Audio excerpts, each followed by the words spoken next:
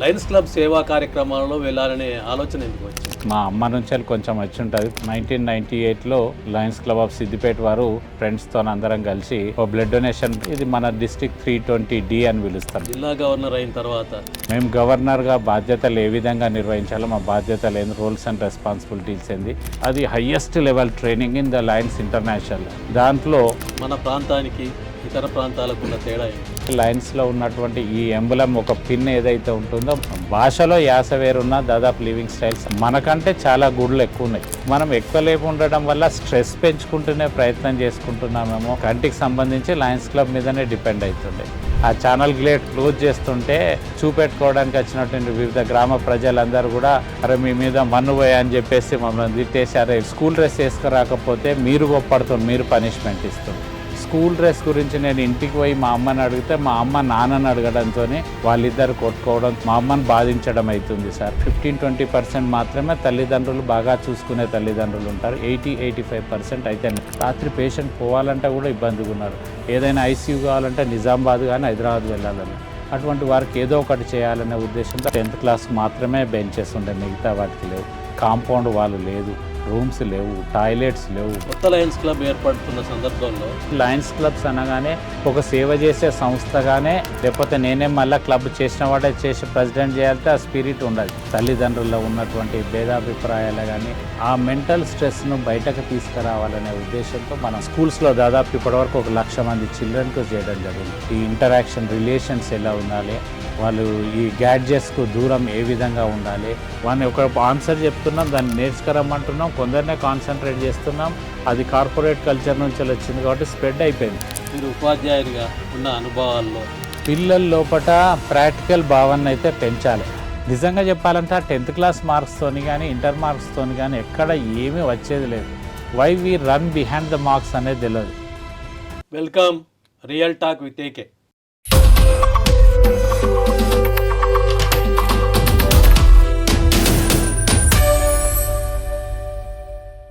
ఉపాధ్యాయునిగా జీవితాన్ని అనుభవిస్తూ సేవా కార్యక్రమాల పరంగా అత్యున్నత స్థాయికి చేరిన వ్యక్తి, 77 సార్లు రక్తదానం చేసిన వ్యక్తి అమర్నాథ్ గారి ఎదుట ఉన్నాం.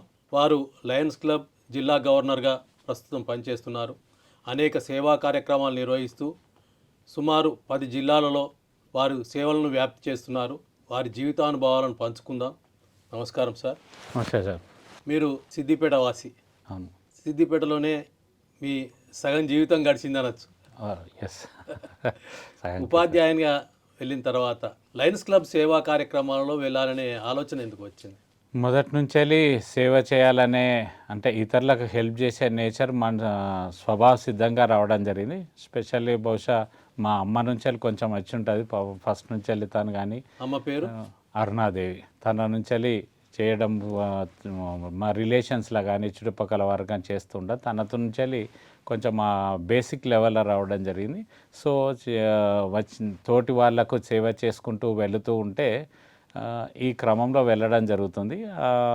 బ్లడ్ డొనేషన్ అంటే కూడా నాకు ఇష్టం. 1998లో లయన్స్ క్లబ్ ఆఫ్ సిద్దిపేట వారు మాకు ఒక ఫ్రెండ్స్ అసోసియేషన్ ఉండే, సంఘమిత్ర సంక్షేమ సమితి అని. దాని ద్వారా ఒక బ్లడ్ డొనేషన్ ఏమంటే, అప్పుడు కైలాష్పతి గారు ప్రెసిడెంట్ ఉండే, ప్రెసిడెంట్గా ఆర్గనైజ్ చేయమని చెప్పేసి అంటే ఓ బ్లడ్ డొనేషన్ మా ఫ్రెండ్స్తో అందరం కలిసి నేతాజీ పబ్లిక్ స్కూల్లో ఆర్గనైజ్ చేయడం జరిగింది. దాదాపు ఆ కాలంలోనే 98లోనే ఒక 100 యూనిట్స్ చేయడం జరిగింది. అప్పటి నుంచే లయన్స్ క్లబ్లో వారు టచ్ ఉండి వాళ్ళు చేసే యాక్టివిటీస్లో మమ్మల్ని కూడా ఇన్వైట్ చేయడంతో కొంచెం ఇన్స్పైర్ కావడం జరిగింది. సో దాని మీద తెలియకుండానే సేవ చేసే తత్పరత మీద పెరుగుతూ పోయింది నాకు ఇంట్రెస్ట్. లయన్స్ క్లబ్ జిల్లా గవర్నర్గా సుమారు 10 జిల్లాలలో సేవా కార్యక్రమాలు విస్తృతపరుస్తున్నారు. అవును. ఆ అనుభవాలు ఏంటి? మీరు జిల్లా గవర్నర్గా ఏర్పాటైంది ఎప్పుడు? లయన్స్ క్లబ్స్ ఇంటర్నేషనల్ అనేది ఒక అంతర్జాతీయ సంస్థ. దాదాపు 200 పైగా దేశాల్లో విస్తృతంగా సేవా కార్యక్రమాలు అందించడం జరుగుతుంది. నేను 2002లో లయన్స్ క్లబ్ ఆఫ్ సిద్దిపేట నుంచి నేను నా ప్రస్థానాన్ని ప్రారంభించడం జరిగింది. ఆనాటి నుంచి వివిధ హోదాల్లో చేరుకుంటూ పోతూ నేను 2023 లోపట నేను సెకండ్ వైస్ డిస్ట్రిక్ట్ గవర్నర్ ఎన్నుకోవడం జరిగింది. దీన్ని లయన్స్ ప్రపంచవ్యాప్తంగా ఉన్నటువంటి లయన్స్ అంతా కూడా ఒక డిస్ట్రిక్ట్స్గా లయన్స్ డిస్ట్రిక్ట్గా ఇవ్వడం జరుగుతుంది. ఇది మన డిస్ట్రిక్ట్ 320D అని పిలుస్తారు. డిస్ట్రిక్ట్ 320D అనేది హైదరాబాదు, రంగారెడ్డి, మన పాత మెదక్లోని 3 జిల్లాలు, నిజామాబాద్లోని జిల్లాలు, నిర్మల్ వరకు ఈ 10 జిల్లాలు కలుస్తూ ఉంటాయి. దీనికి అన్నిట్లో ఉన్నటువంటి దాదాపు 134 క్లబ్స్ ఈరోజు విస్తృతంగా సేవలు అందించడం జరుగుతుంది. 134 క్లబ్లలో ఎంతమంది ఉన్నారు సభ్యులుగా? 4534 మంది ఈ ప్రస్తుతం సేవలు అందించడం జరుగుతుంది మెంబర్స్ ద్వారా. సో ఆ ప్రస్థానంలో వివిధ హోదాలో చేస్తూ ఉండడం వల్ల లయన్స్లో మాకు పాస్ ఇంటర్నేషనల్ డైరెక్టర్ బాబురావు గారు, ఘట్టమనేని బాబురావు గారు అన్నారు. అలాగే మా pass district governor Gampa Ramesh గారు, మా క్లబ్ మెంబర్స్ అందరు కూడా జిల్లా నాయకత్వానికి నువ్వు కూడా వెళ్ళాలని ఒక స్ఫూర్తినిచ్చి వాళ్ళు ప్రోత్సహించడంతో దాన్ని యాక్సెప్ట్ చేసి 2023లో సెకండ్ వైస్ డిస్ట్రిక్ట్ గవర్నర్ కావడం జరిగింది. తర్వాత 24లో ఫస్ట్ వైస్ డిస్ట్రిక్ట్ గవర్నర్గా కూడా జరిగింది.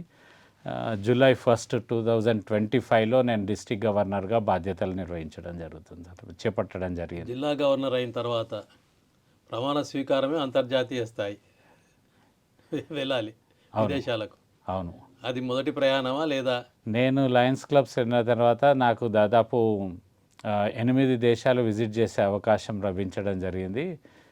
లాస్ట్ 2023లో నాకు బోస్టన్లో లయన్స్ బోస్టన్ ఇంటర్నేషనల్ కన్వెన్షన్కి రావాలని పిలిపివ్వడం జరిగింది.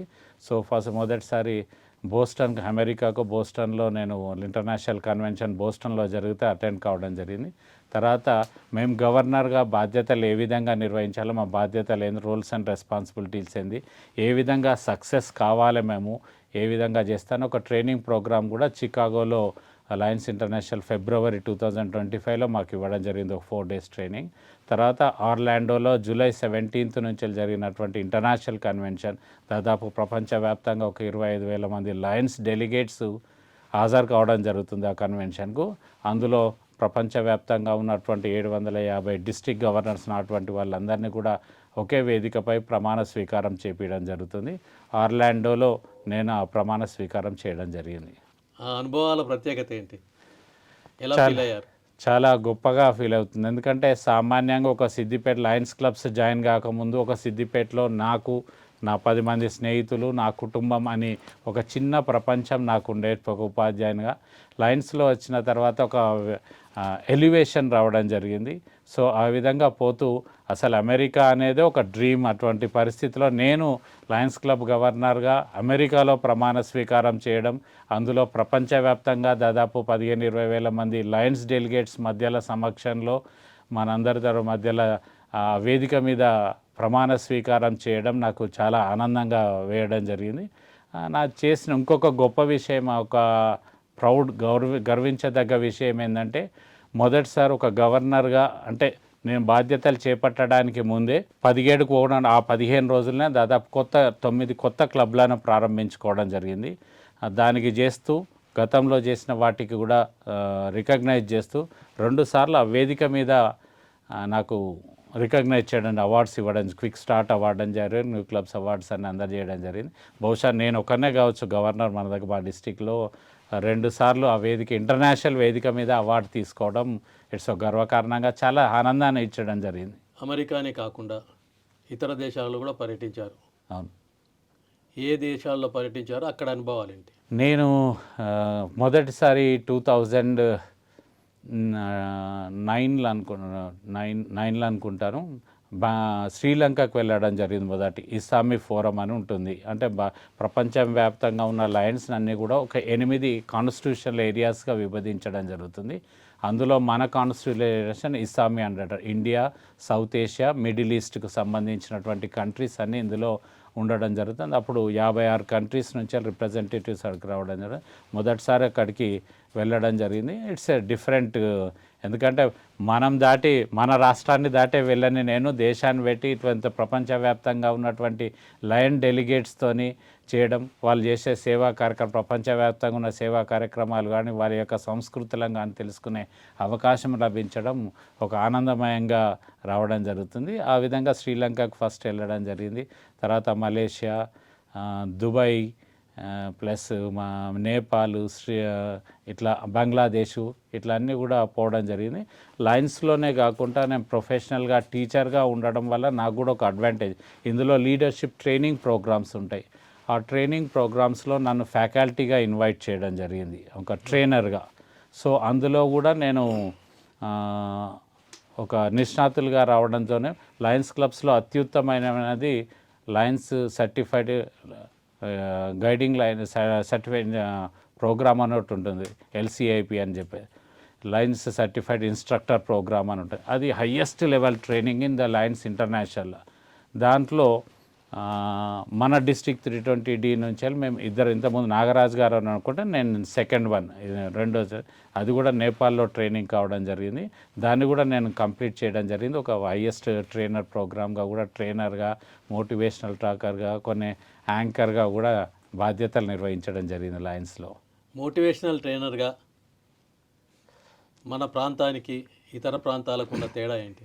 మన ప్రాంతానికిను మిగతా ప్రాంతాలకు వచ్చేస్తే వారి యొక్క స్వభావ సిద్ధంగా ఉన్నటువంటి డిఫరెన్సెస్ స్పష్టంగా కనబడుతున్నాయి. అంటే కొన్ని డిసిప్లిన్ పరంగా కూడా మనకు ఇవ్వడం జరుగుతుంది. అంటే మన దగ్గరకు వచ్చే వరకు ఎక్కువ లోకల్ సమస్యలు కానీ, మనకున్నటువంటి ఎక్కువ పిల్లలకు ఎడ్యుకేషన్ సంబంధించిన వాటి మీద మనం కాన్సన్ట్రేట్ చేస్తుంటాం. మిగతా దగ్గరికి వెళ్ళినప్పుడు వారి యొక్క కల్చర్ గురించి కానీ, అప్గ్రేడేషన్ ఆఫ్ స్కిల్స్ మీద ఎక్కువ ప్రాధాన్యత ఇవ్వడం జరుగుతుంది. మన దగ్గర ఎక్కువ మటుకు స్కూల్స్లో కానీ ఇతర ట్రైనర్స్ కానీ వారి బాధ్యతలు నిర్వహించడం మీద మన ప్రోగ్రామ్స్ ఎక్కువ నిర్వహించడం జరుగుతుంది. సంస్కృతులు, భిన్నమైన సంస్కృతులు ఉంటాయి. అవును. మీరు శ్రీలంకలో చాలా మనకు కొంత దగ్గరగా ఉన్నట్టు అనిపిస్తే చాలా దూరంగా కూడా ఉంటుంది. అవును.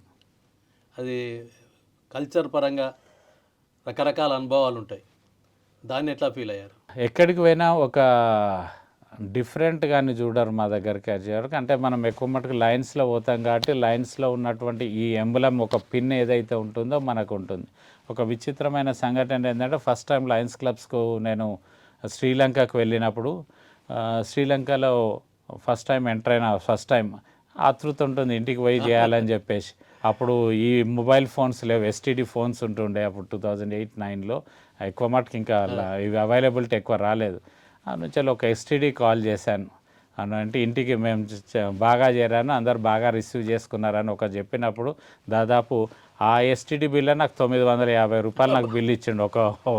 ఒక మాట చెప్పి యోగక్షేమాలు చెప్పు. అమ్మో ఇది చాలా ఇబ్బందికరంగా ఉంది, ఈడ ఒక వారం రోజులు ఉంటున్నాం, వారం రోజులల్లో మనం భరించాలి. అప్పుడంటే మన ఆర్థిక స్థితి కూడా చాలా తక్కువగా ఉంటుండే. సో అటువంటి అలా మేము ఈవినింగ్ వెళ్తూ ఉంటుంటే ఒక STD బూత్లో లయన్స్ లోగో పెట్టి ఉన్నది, అందులోకి వెళ్ళాను నేను. బాబు ఇట్లున్నది మాది, మేము ఇండియా నుంచి వెళ్ళి ఇక్కడ రావడం, ఇక్కడ ఫోరం అటెండ్ రావడం జరిగింది. బట్ సిచ్యువేషన్ ఇది అంటే లయన్స్ క్లబ్స్ కదా సార్, మీరు ఉన్నారని చెప్పేసి బాగా రిసీవ్ చేసుకొని లోకల్ సిమ్ ఒకటి తీసుకొని సార్ అని నా పాస్పోర్ట్ తీసుకొని లోకల్ ఆ వారం రోజులు ఉంటే కూడా నాకు అంత ఖర్చు కాలేదు. సో అంటే అక్కడ మాకు లయన్స్ అనేది ఒక యూనివర్సల్ ఆర్గనైజేషన్ కాబట్టి ప్రతి వ్యక్తి మనల్ని అనే వ్యక్తిగా ఆలోచించాలి. అంటే డిఫరెంట్ కంట్రీస్ అని కాకుండా ఈయన మన ఆర్గనైజేషన్ సభ్యుడిగా స్వీకరించి తీసుకోవడం వల్ల అవుతుంది. ప్లస్ లోకల్లో కూడా అక్కడ ఎన్విరాన్మెంట్ కానీ వాళ్ళన్నీ కూడా చాలా బాగా నచ్చింది, బాగా రిసీవ్ చేసుకోవడం జరిగింది. కల్చర్స్ కొంచెం డిఫరెన్స్ ఉన్న, మనుషుల భాషలో యాస వేరున్న, దాదాపు లివింగ్ స్టైల్స్ ఆల్మోస్ట్ దగ్గరగానే ఉన్నది. నేపాల్ కూడా మనకు దగ్గరగా ఉంటుంది. అవును. అక్కడ అనుభవాలు ఏంటి మరి? నేపాల్లో పోతే చాలా మనకు ఆల్మోస్ట్ సేమ్గా ఉంటుంది. కాకపోతే అక్కడ మనకంటే చాలా గుడులు ఎక్కువ ఉన్నాయి. భక్తి చాలా, ఏ గల్లీకి పోయినా కూడా ఖచ్చితంగా ఒక గుడిని ఆస్వాదించడం జరిగింది. అండ్ మనమేమో ఎస్పెషల్లీ మన హైదరాబాద్ లేట్ లతీఫ్ అనే లైఫ్ అండ్ లేట్ నైట్ వరకు కొనసాగింది. చాలా ఆశ్చర్యకరమైన విషయం ఏంటంటే 8-8:30 వరకు ఆల్మోస్ట్ లైఫ్ అంతా క్లోజ్ చేసుకోవడం జరిగింది. 8-8:30 వరకు వాళ్ళ లైఫ్ అంతా షాప్స్, ఈవెన్ హోటల్స్ కూడా క్లోజ్ చేయడం జరుగుతుంది. నాకు అది నచ్చిన విషయం. ఎందుకంటే మనం ఎక్కువ లేపు ఉండడం వల్ల స్ట్రెస్ పెంచుకుంటూనే ప్రయత్నం చేసుకుంటున్నామేమో, మన కుటుంబంతో కలిసి జీవించే అవకాశాన్ని తగ్గించుకుంటూ వస్తున్నామో, రిలేషన్స్ దెబ్బతీసుకుంటాం. అదొకటి నాకు బాగా నచ్చినటువంటి అంశం అక్కడ.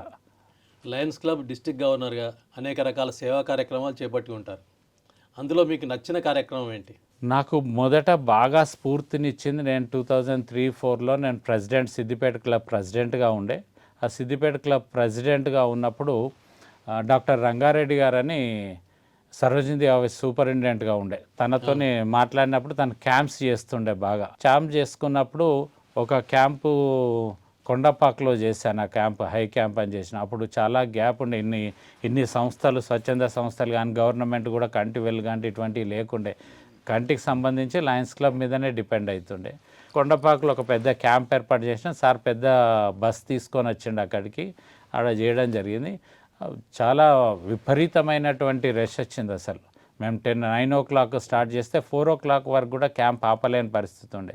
ఇక చేయలేము అమ్మరు, కష్టం అవుతుంది, క్లోజ్ చేద్దామని చెప్పేసి రంగారెడ్డి గారు, డాక్టర్ రంగారెడ్డి గారు అంటూ ఉంటే, ఆ ఛానల్ గేట్స్ ఉంటాయి అప్పుడు ఈ పిఎస్సీల హాస్పిటల్స్ కన్నా, ఆ ఛానల్ గేట్ క్లోజ్ చేస్తుంటే వచ్చినటువంటి చూపెట్టుకోవడానికి వచ్చినటువంటి వివిధ గ్రామ ప్రజలందరూ కూడా ఆ బయట ఉన్న వాళ్ళు ఫోర్సబుల్ ఆపిస్తే, అరే మీ మీద మన్ను పోయా అని చెప్పేసి మమ్మల్ని తిట్టేసి, అరే మమ్మల్ని ఎందుకు పిలిచిండ్రు అని చెప్పేసి చేయడానికి ఒక నిమిషం బాధ అనిపించింది. కానీ మరుక్షణమే అనిపించింది, వాళ్ళకి ఎంత అవసరం ఉంటే మనల్ని ఆ విధంగా తిట్టడం జరుగుతుంది, వాళ్ళకి ఎంత నీడ్ ఉంటే, అంటే చేసుకోలేని పరిస్థితిలో ఉంటేనే కదా మనకు ఆ విధంగా తిడుతున్నారు వాళ్ళ ఆక్రోశం అని. ఆ ఒక్క క్యాంపులోనే ఆ 4 గంటలకు ముడిస్తే 186 మందిని సర్జరీకి పిలిపించేసి, పాపం సార్ ఒకటే బస్సులో 100 మందిని తీసుకుపోయి మళ్ళీ వాళ్ళని దించేసి మళ్ళీ 86 మందిని తీసుకొని ఆ ఇన్స్పైర్ అయ్యి నా ప్రెసిడెంట్షిప్లో దాదాపు 75 ఐ క్యాంప్స్ చేయడం జరిగింది. ఆ క్రమంలో పోతుంటే ఒకసారి నంగునూరులోని విలేజ్కి పోతే అక్కడ ఒక ముసలాం వచ్చి కాళ్ళ మీద పడ్డది. అయ్యా మీకు దండం పెడతా ధన్యవాదాన్ని. అరే నా మీద ఎందుకు పడుతున్నామ్మా, నీకు నీకు నీకు నువ్వు పెద్దదాన్ని అట్లా చేయొద్దని చెప్పేసాంలే. లేదయ్యా మీరు అన్నాడు, నాకు ఆపరేషన్ చేసి కంటి చూపు ప్రదర్శించండి అని, కనీసం నా పనులు నేను చేసుకోగలుగుతున్నాను, లేకపోతే మన మీదనో బిడ్డల మీదనో పైన వాళ్ళ మీద డిపెండ్ కావాల్సి వస్తుండే. ఈ ఏజ్లో నాకు అవకాశం కల్పించినందుకు అది బాగా ఇన్స్పైర్ అయింది. అప్పటి నుంచి కార్యక్రమాలు చేసుకుంటూ పోవడం జరిగింది. సెకండ్ ఇన్సిడెంట్ ఏంటంటే, నేను పొన్నాల్లో స్కూల్ అసిస్టెంట్గా పనిచేసినప్పుడు డిసిప్లిన్ మీద ప్లస్ స్కూల్ యూనిఫామ్ మీద బాగా స్ట్రెస్ చేసేవాళ్ళని పిల్లల్ని. ఇట్లా పనిష్మెంట్ వేసుకురాని వాళ్ళని పనిష్మెంట్ ఇచ్చిన తర్వాత, నేను 7th క్లాస్ టీచర్ను. పనిష్మెంట్ ఇచ్చిన తర్వాత లోపే వరకు ఒక విద్యార్థి ఏడ్చుకుంటూ కూర్చోవడం జరిగింది. అరే ఎందుకు ఏడుస్తున్నావు బేటా నువ్వు అని చెప్పేసి అంటే, సార్ నేను స్కూల్ డ్రెస్ వేసుకురాకపోతే మీరు గొప్పడుతున్నారు, మీరు పనిష్మెంట్ ఇస్తున్నారు. స్కూల్ డ్రెస్ గురించి నేను ఇంటికి పోయి మా అమ్మని అడిగితే, మా అమ్మ నాన్నని అడగడంతో, నాన్న తాగి వచ్చేసి ఎక్కువ డ్రగ్ అడిక్ట్ కావడం వల్ల నాన్న మా అమ్మని కొట్టడము, వాళ్ళిద్దరు కొట్టుకోవడం తిట్టుకోవడం వల్ల మా అమ్మని బాధించడం అవుతుంది సార్. నేను చాలా అయితే మా అమ్మని వాళ్ళని బాధించడం, లేకపోతే నాకు స్కూల్ను మానేయడం తప్ప వేరే గత్యంతరం అనిపించట్లేదు సార్. నాకు స్కూల్ అంటే చదువుకోవడం చాలా ఇష్టం, అంటే నాకు అసలు హృదయం చాలా దళించి, అప్పటికి ఇంకా గవర్నమెంట్ ఫీ యూనిఫామ్ తీసుకురాలేదు అప్పటికి ఇంకా. సో చాలా బాధ అనిపించింది. అరే మనం మంచి లేవాలనే తీసుకురావాలనే ప్రయత్నం చేస్తున్నాం, విద్యార్థులు ఇంకో కోణం మనం చూడలేకపోతున్నాం వాళ్ళ ఆర్థిక స్థితిని అని చెప్పేసి ఆ రోజు స్కూల్ అంతా చేసేసి ఎంతమందికి స్కూల్ యూనిఫామ్స్ లేవంటే ఒక 16 మంది వెళ్ళడం జరిగింది. వీళ్ళందరికీ మనం ఎలా అయినా కల్పించాలని చెప్పేసి ఏ విధంగా ఆలోచిస్తే, ఆ నెల ఇప్పుడే ఫిబ్రవరి, అది కూడా ఫిబ్రవరి 16 మన గంప రమేష్ గారి బర్త్డే, మన పాస్ డిస్ట్రిక్ట్ గవర్నర్. అన్న నాకు నీ బర్త్డే సందర్భంగా 16 యూనిఫామ్స్ కావాలని చెప్పేసి అంటే సరే అని చెప్పేసి ఇవ్వడం జరిగింది. అక్కడి నుంచే నా ప్రస్థానం ఇప్పుడు ఏ స్కూల్లో అయినా గవర్నమెంట్ యూనిఫామ్తో పాటు ఒక ప్రైవేట్ స్కూల్కి ఇచ్చే స్పోర్ట్స్ యూనిఫామ్స్ కూడా అన్ని స్కూల్స్లలో నేను ఇప్పించే ప్రయత్నం చేయడం జరుగుతుంది. దాదాపు 20 ఏళ్ళ పని చేయబట్టి. ఎన్ని స్కూళ్ళలో ఇప్పించుంటారు? నేను పనిచేసిన స్కూల్స్లో అయితే పొన్నాల నుంచి వెళ్ళి మర్కుకు పోవడం జరిగింది, మర్కుకు నుంచి వెళ్ళి ములుగుకు రావడం జరిగింది. కానీ ఆల్మోస్ట్ ఎవ్రీ ఇయర్ దాదాపు ఒక 1000 యూనిఫామ్స్ అయితే ఎవ్రీ ఇయర్ ఏదో ఒక స్కూల్ నుంచి వెళ్ళి ఇవ్వడం జరుగుతుంది. ఇక్కడ రామంచ కానీ, కోయడ రామచంద్రాపూర్ కానీ, మర్కుక్ కానీ, ములుగు కానీ, అంగడికిష్టాపూర్ కానీ, ఇట్లా వివిధ స్కూల్స్లో మనకు వర్గాలు కానీ ఇట్లా ఇప్పించడం జరుగుతుంది. మీరు టీచర్గా ఉండడం వల్ల విద్యార్థులతో ఉన్న అనుబంధం పెంచుకోవడానికి ఇది ఉపయోగపడి ఉంటుంది. చాలా ఉపయోగపడ్డది. అంటే వాళ్ళతో కనెక్ట్ కావడానికి చాలా ఉపయోగపడుతుంది. అంటే వాళ్ళ లోపల నా అభిప్రాయం ఏంటంటే, నా ఉద్దేశం ఏంటంటే, గవర్నమెంట్ స్కూల్కు వచ్చేవారు దాదాపు పేద విద్యార్థులు ఉంటారు. మేజర్గా ఇంకా కాన్సన్ట్రేట్ చేసి చూస్తే దాదాపు 50% అయితే తల్లిదండ్రులు లేని కానీ సింగిల్ పేరెంట్ టీచర్ కూడా ఉండడం జరుగుతుంది. ఒక 15-20% మాత్రమే తల్లిదండ్రులు బాగా చూసుకునే తల్లిదండ్రులు ఉంటారు. 80-85% అయితే నెగ్లెక్టెడ్ బై దెమ్, అయితే సింగిల్ పేరెంట్, అయితే నో పేరెంట్ చిల్డ్రన్ ఉంటారు. వాళ్ళను అబ్జర్వ్ చేసిన తర్వాత చాలా బాధ. వాళ్ళకు కూడా మేము ప్రైవేట్ స్కూల్ నుంచి వెళ్ళి వేరు వేయబడి మా పరిస్థితి బాగా లేక మేము వీళ్ళని ఉంటున్నాం కానీ కాకుండా వాళ్ళు కూడా హ్యాపీగా ఫీల్ అయితే వాళ్ళతో సమానంగా మేము కూడా ప్రైవేట్ స్కూల్కు తక్కువ ఏం కాదు అనే విధంగా ఉండాలనే ఉద్దేశంతో వాళ్ళకు నార్మల్ స్కూల్ నుంచి వెళ్ళి ఆ స్పోర్ట్స్ యూనిఫామ్ ఇచ్చి వాళ్ళ డ్రెస్సెస్ ఇవ్వడం కానీ, బ్యాగ్స్ ఇవ్వడం కానీ, నోట్బుక్స్ ఇప్పించడం కానీ ఇవన్నీ చేయడం వల్ల వారికి అట్లీస్ట్ వాళ్ళు సైకాలజికల్గా డిప్రెస్ కాకుండా ఎడ్యుకేషన్ మీదనే కాన్సన్ట్రేట్ చేయగలిగితే బాగుంటుందనే ఉద్దేశంతో చేయడం జరిగింది. అది చాలా మటుకు సక్సెస్ అయ్యి ఈరోజు ఆల్మోస్ట్ నేను అప్పుడు చేసేటప్పుడు మన డిస్టిక్లో మాత్రం నేను ఒక్కరిని అప్పుడు చేసింది. కానీ ఇప్పుడు చాలా స్కూల్స్లో ఇన్స్పైర్ అయ్యి దాతలు కూడా పెరిగారు, టీచర్స్ కూడా దాతృత్వం పెరిగింది. టీచర్ లోపల కూడా వాళ్ళు కూడా వేతనాలు కూడా అలా పెరిగినాయి. అవును, కరెక్ట్. ఉండే వేతనాలకి ఇప్పుడు ఉండే వేతనాలు చాలా వివరించినాయి. ఉన్న వాళ్ళందరూ పెట్టాల్సిన అవసరం లేదు, మనసు ఉన్న వాళ్ళే పెడతారని నా ఉద్దేశం. అట్లా కొందరు టీచర్స్ చాలా బయట ప్రపంచానికి తెలియకుండా కూడా చాలా కమిటెడ్గా పనిచేసి పిల్లలకు చాలా సపోర్ట్ చేస్తున్నారు. నిజంగా వాళ్ళందరికీ అభినందనలు. అప్పుడున్న పాఠశాలల విధానం, ఇప్పుడున్న పాఠశాలల నిర్వహణ విధానం, ప్రభుత్వంలో చాలా మార్పులు వచ్చినాయి. అవును, అనుసరిస్తున్న విధానాలు కూడా మారినాయి. మీరు అప్పటి నుంచి ఇప్పటిదాకా ఉపాధ్యాయునిగా పనిచేస్తున్నారు. మారిన వాతావరణ పరిస్థితులు కానీ, భౌగోళిక పరిస్థితులు కానీ, అనుసరిస్తున్న విధానాలు కానీ మీరు ఏ రకంగా ఫీల్ అవుతున్నారు? అప్పటికిప్పటికి అసలు పోలిక లేకుంటుంది. చాలా మటుకు మారిపోయినాయి. టైమింగ్స్లో కానీ, పిల్లలకు ఫెసిలిటీస్లో కానీ, యాటిట్యూడ్లో కానీ, పేరెంట్స్లో కానీ ఆలోచనలో చాలా డిఫరెన్సెస్ వచ్చినాయి. ఇప్పుడు చాలా ఫెసిలిటీస్ గవర్నమెంటే ప్రొవైడ్ చేస్తుంది. స్కూల్ యూనిఫామ్స్ ఇస్తున్నది, నోట్బుక్స్ ఇస్తున్నాయి. ఇప్పుడు అంటే మేము లయన్స్ క్లబ్స్ నుంచి వెళ్ళి చేస్తున్న సేవా కార్యక్రమాలన్నీ కూడా ఇప్పుడు గవర్నమెంట్ నుంచి పొందే పరిస్థితికి రావడం జరిగింది.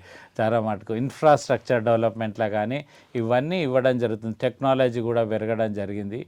టీచర్స్ యొక్క రేషియో కూడా పెరిగింది, అప్పటికంటే చాలా పెరిగింది. కానీ పిల్లల ఆలోచన విధానం, తల్లిదండ్రుల ఆలోచన విధానంలో మాత్రం చాలా మార్పు రావడం జరిగింది. అప్పుడు టీచర్ అంటే ఒక రకమైన భక్తి, టీచర్ రకం అంటే భయము, ఒక పనిష్మెంట్ ఇచ్చినా కూడా అది ఇచ్చిన గౌరవం ఉంటుంది. ఇప్పుడు పనిష్మెంట్ ఇవ్వాలన్నా కూడా భయపడాల్సినటువంటి పరిస్థితి ఉంది, భయపడాల్సిన పరిస్థితి ఏర్పడ్డది. అంటే అప్పుడు ఈ కంబైన్డ్ ఫ్యామిలీస్ ఉండే, కష్టము నష్టం ఉంటుండే, కష్టాలను కూడా ఏర్పడుదురు. ఇప్పుడు స్మాల్ ఫ్యామిలీస్ అయిపోయినాయి. చిన్న ఫ్యామిలీస్ వచ్చే వరకు పిల్లలను దాదాపు ప్రేమతో చూసుకోవడం వల్ల ఈ పరిస్థితులు, విపరీతమైన పరిస్థితులు ఏర్పడుతున్నాయేమో నాకు కూడా అనిపిస్తున్నది. అంటే ఈ మన ఈ సెల్ ఫోన్స్ కానీ ఇవి ఉపయోగించుకోవడం వల్ల కానీ స్ట్రెస్ టీచర్ మీద కూడా చాలా పెరుగుతుంది. టెక్నాలజీ పెరిగింది, టెక్నాలజీ సౌకర్యాలను పెంచడమే కాకుండా డాటా అడగడమే కానీ ఇవి యూజ్ చేయడం కానీ పెంచడం. అప్పుడు ఫ్రీడమ్ ఉంటుండే ఒక టీచర్కు, మన లెవెల్లో ఆలోచించి మేము ఏ విధంగా అనుకుంటున్నామో ఆ విధంగా చేసే ప్రయత్నం చేస్తుండే. కానీ ఇప్పుడు ఏ విధంగా చేయాలన్నా కూడా మాకు మాడ్యూల్స్ అవ్వడం జరుగుతుంది, ట్రైనింగ్ వస్తుంది. ఈ విధంగా పోవడం వల్ల కొంచెం మన ఇండివిజువాలిటీ తక్కువై చేయాల్సిన పరిస్థితి ఏర్పడుతుంది. అంటే మారిన పరిస్థితుల రీత్యా లయన్స్ క్లబ్ సేవా కార్యక్రమాలలో ఏమైనా మార్పులు చేశారా? చాలా మారినాయి లయన్స్ క్లబ్స్ నుంచి. ఒకప్పుడు దాదాపు 1970 నుంచి 2010 వరకు ఆల్మోస్ట్ మేము లయన్స్ ఐ హాస్పిటల్స్ మీద, ఐ స్క్రీనింగ్ మీదనే బాగా ఫోకస్ ఉంటుంది. కానీ ఇప్పుడు చాలా స్వచ్ఛంద సంస్థలు, పుష్పరి కానీ గవర్నమెంట్ కానీ తీసుకోవడం వల్ల విజన్కు స్కోప్ వచ్చింది. So we had shifted some what. ఇప్పుడు కంటి వైద్యం అంటేనే సరోజినీ దేవి ఆసుపత్రి అదొక్కటే పర్మనెంట్గా ఉండేది. అవును, ఇప్పుడు చాలా వచ్చినాయి, చాలా వచ్చేసినాయి. సో దాని నుంచి షిఫ్ట్ అయ్యి డయాబెటీస్ మీద కాన్సన్ట్రేట్ చేస్తున్నాము. డయాబెటీస్ చాలామందికి తెలియకుండా, చాలామందికి డయాబెటీస్ ఉంటుంది కానీ తెలియకుండానే ఇన్నర్ కిల్లింగ్ అవుతుంది. దాని మీద రీసెర్చ్ చేయడం జరుగుతుంది. ఆ విధంగా ఎన్వైర్న్మెంట్ మీద పనిచేయడం జరుగుతుంది, హంగర్ రిలీఫ్ మీద పనిచేయడం జరుగుతుంది. సో మా యొక్క స్కోపు కొంచెం షిఫ్ట్ చేసి ఐ విజన్ కూడా చేస్తున్నాం, కొంచెం పెట్టేసి ఎడ్యుకేషన్ సపోర్ట్ మీద చేయడం జరుగుతుంది. లయన్స్ క్వెస్ట్ అనే ఒక ప్రోగ్రామ్ ఉంటుంది లయన్స్ క్లబ్స్లో. అంటే పిల్లల లోపల బిహేవియరల్ చేంజ్ చేయడం, అంటే మెంటల్గా అంటే ఒక పియర్ అడాల్సెన్స్ రాగానే వాళ్ళ లోపల ఆలోచన విధానం మారుతుంటుంది. తల్లిదండ్రులకు పోయి పీర్ గ్రూప్కి ఎక్కువ తోటి విద్యార్థులతో ఉన్న ప్రభావం ఎక్కువగా ఉంటుంది. దానివల్ల డ్రగ్ అడిక్ట్ కావడం కానీ, అబ్యూస్మెంట్ కావడం కానీ, అడమెంట్గా తయారు కావడం కానీ ఇటువంటివి అవుతాయి. వాటి నుంచి వెళ్ళి విద్యార్థి ఏ విధంగా తను సంరక్షించుకుంటూ తల్లిదండ్రులతోని టీచర్లతోని ఏ విధంగా ఉండాలి, వాడు ఒక మంచి క్యారెక్టర్ బిల్డింగ్కి ఏ విధంగా చేయాలనేది ఒక లయన్స్ క్వెస్ట్ మనం ఒక రీసెర్చ్ కొన్ని క్రోర్స్ పెట్టి రీసెర్చ్ చేసి కొన్ని బుక్స్ తయారు చేసి చేయడం జరిగింది. దాన్ని ఇంప్లిమెంట్ చేయడం జరుగుతుంది స్కూల్స్లలో కూడా. ట్రైనింగ్ మనమే 2 days ట్రైనింగ్ ఇస్తాం టీచర్స్కు, తర్వాత ఒక 40 classes పెట్టి వాళ్ళకి బుక్స్ ఇచ్చి చేయడం జరుగుతుంది. అటువంటి యాక్టివిటీస్ కూడా ఇప్పటికి ఎన్ని పాఠశాలలో ఇచ్చుంటారు? మనం లయన్స్ క్వెస్ట్కి సంబంధించి మనం దాదాపు ఒక 100 schools వరకు మనం చేసి ఉంటాం. ఈ ఇయర్లోనే మనం ఒక 40 schools మనం స్టార్ట్ చేయడం జరిగింది. వీఆర్ డూయింగ్ నిర్మల్, సిద్దిపేట ఇవన్నీ ఇట్లా కూడా చేస్తున్నాం.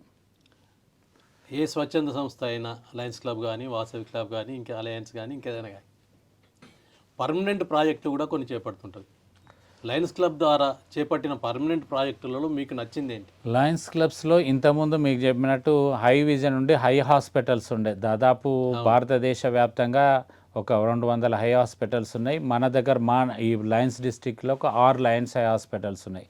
బోధన్లో దాదాపు ఎవ్రీ ఇయర్ ఒక 5,000 లైన్ హాస్పిటల్, ఆర్మూరు, బోధను, నర్సాపూరు, ఈ విధంగా హైదరాబాద్ ఇవన్నిట్లా లయన్స్ హై హాస్పిటల్ మీద ఇప్పుడు మనం చెప్తే ఇంకా ఫోకస్ చేంజ్ చేయడం జరిగింది. లాస్ట్ ఇయర్ ఈ ఇయర్ నాన్ గవర్నర్గా గర్వించదగ్గ విషయం ఏంటంటే ఒక హాస్పీస్ ప్రాజెక్ట్ అని స్టార్ట్ చేయడం జరిగింది. హైదరాబాద్లో బాటసింగారంలో కన్స్ట్రక్షన్ చేస్తున్నాం.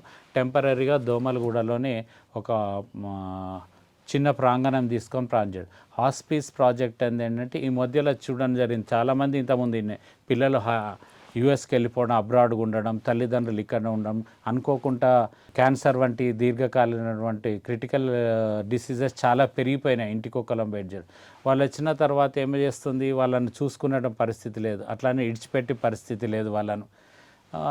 ఎప్పుడైతే హాస్పిటల్స్ ఇక ఇతనికి ట్రీట్మెంట్ లేదు అని చెప్పేసి చేతులెత్తుతో అప్పుడు మేము టేక్ ఓవర్ చేస్తాం వాళ్ళను.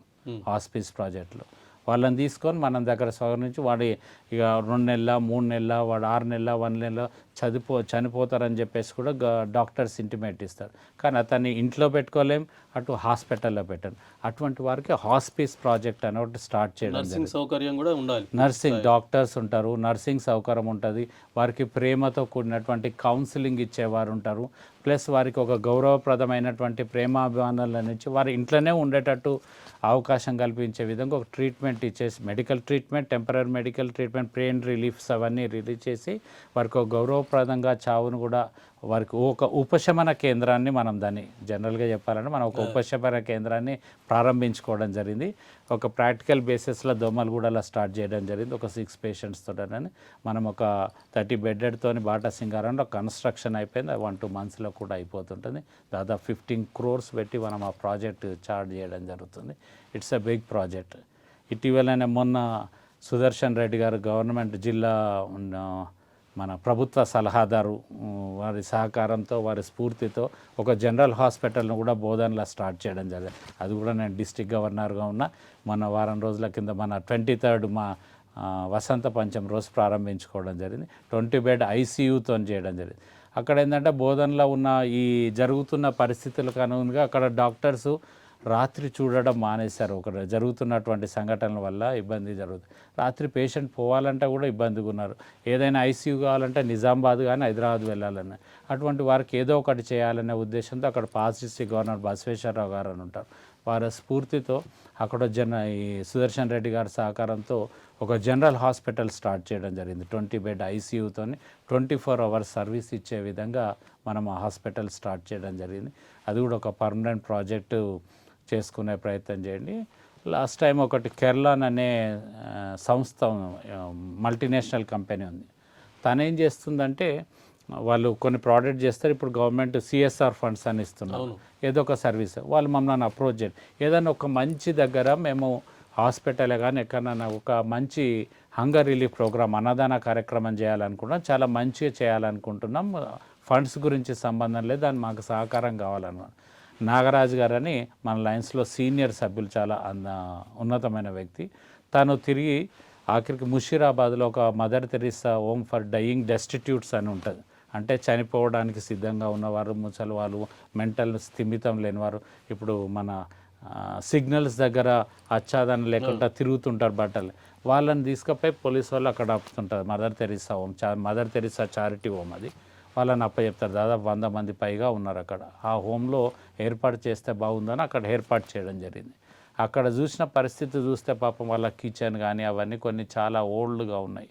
అట వీళ్ళకు పెడితే మా లయన్స్ ఎల్సీఏఎఫ్ నుంచి లయన్స్తో ఫౌండేషన్ ఉంటుంది, ట్రస్ట్ ఎల్సీ, దాని నుంచి దాదాపు ఒక 48 లక్షలు శాంక్షన్ చేయడం జరిగింది. అందులో కూడా ఒక కిచెన్, వాళ్ళకి కావాల్సినటువంటి బెడ్స్ అవన్నీ కూడా సమకూర్చే ప్రయత్నం స్టార్ట్ చేయడం జరిగింది నా పీరియడ్లో. అది కూడా ఇంకా విద్యాపరంగా కానీ ఇతరత్ర కానీ ఏమైనా పర్మనెంట్ ప్రాజెక్ట్స్ చేపట్టారా? స్కూల్స్ రన్ అవుతున్నాయి ఆల్రెడీ. బీదర్లో ఉన్నాయి కొన్ని, దాదాపు ఆల్ ఇండియాలో ఒక 130 స్కూల్స్ రన్ అవుతున్నాయి. స్కూల్స్ కూడా ఉన్నాయి, మన హైదరాబాద్లో కూడా ఉన్నాయి స్కూల్స్, కొన్ని స్కూల్స్ ఉన్నాయి. మన డిస్టిక్లలో ఒక ఆలోచన చేస్తున్నాం. కానీ స్కూల్ సపోర్ట్ అనే, నేను ఒక బేసికల్గా ఎడ్యుకేషన్ నుంచి వచ్చిన కాబట్టి బ్యాక్గ్రౌండ్ టీచర్గా ఉన్నాను, నాకు నచ్చిన ఫీల్డ్ కూడా అదే కాబట్టి లయన్స్లో వచ్చినా కూడా నేను చాలా మటుకు యాక్టివిటీసే మీదనే ఎక్కువ కాన్సన్ట్రేట్ చేస్తాను. దాదాపు నాకు తెలిసి నా ఒక 70-80 స్కూల్స్కు నేను సపోర్ట్ చేసి ఉండొచ్చు లయన్స్ ద్వారా. చేసినటువంటి స్కూల్ సపోర్ట్ అనేది అంటే స్కూల్కి ఇన్ఫ్రాస్ట్రక్చర్ డెవలప్మెంటే కానీ, కొన్ని దగ్గర రూమ్స్ కరెక్ట్ అనే. ఇప్పుడు ఒక నిజామాబాద్లో భవానీపేట అనే ఒక స్కూల్ ఉంది. దాదాపు తెలుగు మీడియం వల్ల ఒక 11 ఏళ్ళ కింద ఆ స్కూల్ క్లోజ్ అయింది. దాన్ని అక్కడ ఉన్నవారు మన లయన్స్ దాన్ని చేకప్ అవుట్ జరిగింది. ఒక మన లైన్ మెంబర్ది ఒక ట్రస్ట్ ఉండే, దాన్ని తీసుకొని ఆ కొత్త రూమ్ కట్టించేసి పిల్లల లోపల అక్కడ ఇనిషియేటివ్ తీసుకొని ఆ స్కూల్ను రీఓపెన్ చేయడం జరిగింది. మళ్ళీ టీచర్స్ను అందించడం దాదాపు 56 గవర్నమెంటే కేటాయించాలి కదా టీచర్స్. మళ్ళీ డిఓ గారి చేత డిప్యుటేషన్ పెట్టడం జరిగింది. మళ్ళీ ఆ స్కూల్ బిల్డింగ్ మనం కట్టించినాం. ఇన్ఫ్రాస్ట్రక్చర్ అంతా కూడా ఇప్పుడు ప్రైవేట్ స్కూల్లో పెట్టినట్టు మంచి వాల్ పెయింటింగ్ చేసి అన్ని వాళ్ళకు నాలెడ్జ్ పరంగా చేయడం జరిగింది. ఫస్ట్ ఇయరే 56 మెంబర్స్ ఈరోజు స్కూల్ మళ్ళీ ఊరు నుంచి రావడం జరిగింది. దాన్ని నెక్స్ట్ ఇయర్ ఇంక్రీజ్ అవుతుందని చెప్పేసి అనుకుంటున్నాం. సో అటువంటి స్కూల్స్ రెజిమెంటల్ బజార్లో ఒక స్కూల్లో లైబ్రరీ లేదంటే అక్కడ కట్టించడం జరిగింది. మాదాపూర్లో ఒక మల్టీపర్పస్ షెడ్ వేయడం జరిగింది. ఆల్మోస్ట్ మన జిల్లాలో మర్కుక్లో నేను పనిచేసి ఉన్నాను ఆల్రెడీ. దాదాపు లయన్స్ క్లబ్స్ నుంచేలే నేను ఆ స్కూల్కి పోయినప్పుడు ఒకటే క్లాస్కు 10th క్లాస్కు మాత్రమే బెంచెస్ ఉండే, మిగతా వాటికి లేవు. కాంపౌండ్ వాళ్ళు లేదు, రూమ్స్ లేవు, టాయిలెట్స్ లేవు, బయటకు పోతుండాల్సిన విచిత్రమైన చాలా ఛాలెంజింగ్. దీన్ని ఏదో చేయాలనే తపంతో మా లయన్స్ అందరినీ కూడా ఇన్వాల్వ్ చేయడం జరిగింది. So they supported me. School uniforms అన్ని బ్యాగ్స్ పెట్టేసి హరీష్ రావు గారిని దానికి ఇన్వైట్ చేయడం జరిగింది. ఆ సర్వీసెస్ మేము ఇస్తున్న సర్వీసెస్ తీసుకొని తన కాంపౌండ్ వాల్ శాంక్షన్ చేయడం జరిగింది. సూర్యరాజు గాని ఒక ఇండస్ట్రియలిస్ట్ ఉన్నాడు, అక్కడున్న సేవలు వాళ్ళ పిల్లల బరి చేసి దాన్ని అడాప్ట్ చేసుకోవడం జరిగింది. నాకు మంచి మిత్రుడు చేసుకొని ఆ పిల్లలందరూ కూడా టాయిలెట్కు బయలెట్కు పోతుంటే లేదా మరి ఇది ఏదో ఒకటి చేయాలని చెప్పేసి మొట్టమొదటిసారి ఒక టాయిలెట్స్ చిన్న యూనిట్స్ లెక్క కాకుండా ఒక కార్పొరేట్ లెవెల్లో ఒకటేసారి 64 మెంబర్స్, 32 గర్ల్స్ 32 బాయ్స్ పోయే విధంగా దాదాపు 2012లో దాదాపు 20 lakhs పెట్టి ఒక కార్పొరేట్ లెవెల్లో మనం టాయిలెట్ కాంప్లెక్స్ కట్టించడం జరిగింది. ఆ స్కూల్లో దాదాపు లయన్స్ నుంచి ఒక 70 లక్షలు, గవర్నమెంట్ నుంచి కూడా ఒక 50 lakhs వరకు తీసుకొని ఆల్మోస్ట్ ఇస్తే కార్పొరేట్ స్కూల్ 2 సార్లు నేషనల్ లెవెల్లో స్టేట్ లెవెల్లో స్వచ్ఛ విద్యాలయ పురస్కార్ కూడా స్కూల్కి రావడం జరిగింది. సో ఇట్ ఈస్ ఒక మాన్యుమెంట్ లెక్క తృప్తిగా. ఇప్పుడు అక్కడికి పోతే మార్కు కంటే నా సొంత స్కూల్ లెక్క నాకు అనిపిస్తుంది. అక్కడ విలేజర్స్ కూడా పిల్లలు కూడా ఆ విధంగా చూసుకోవడం జరుగుతుంది. అట్లా మీరు లయన్స్ క్లబ్ తరఫున అనేక అవార్డులు పొందారు, జాతీయ అంతర్జాతీయ స్థాయి. ఏ అవార్డు మీకు నచ్చింది?